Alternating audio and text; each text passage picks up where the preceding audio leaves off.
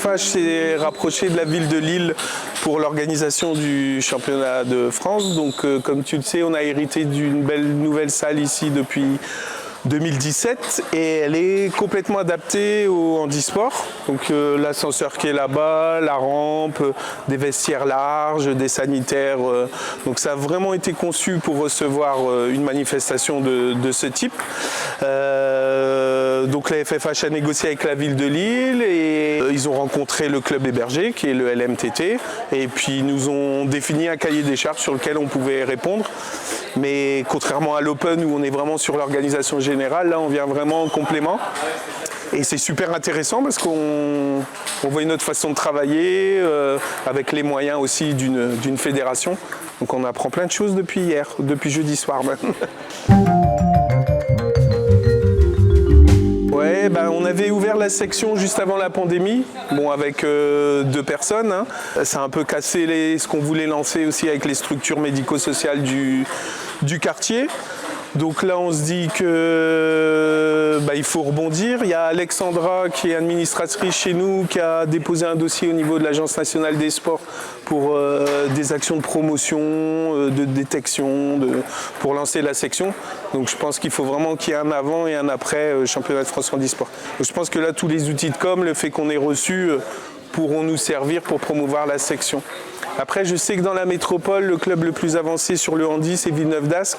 Donc je pense qu'on les approchera aussi pour ne pas faire à la place d'eux ou faire en complément d'eux ou faire peut-être une collaboration, je ne sais pas, et profiter de leur expertise. Donc là, je leur lance une invitation, mais si on peut collaborer là-dessus, ce serait bien. Un nouveau public, une autre façon d'aborder le sport aussi. Hein. C'est sûr qu'on perd un peu nos repères là. C'est intéressant. Oui. Nous, on travaille beaucoup sur l'inclusion, mais au niveau des jeunes des quartiers prioritaires, travailler aussi un peu sur l'inclusion, sur le handisport. Ça va même faire des croisements entre les jeunes, le handi. Enfin, on peut réfléchir à plein de choses à partir de là. Mais bon, pour l'instant, la priorité, c'est de lancer et de développer la section. Donc l'arbitrage est géré au niveau national, qu'on a dû trouver quelques arbitres pour compléter. Donc là, il y a une collaboration avec la Ligue. On a géré le son, la lumière et la vidéo. On a géré la buvette. Et puis après, une partie du bénévolat pour tout ce qui a été montage et installation. C'est la FFH qui gère et nous, on vient en seconde main pour... Donc par exemple, jeudi soir, ils ont déroulé le Taraflex. Donc nous, on n'avait jamais déroulé.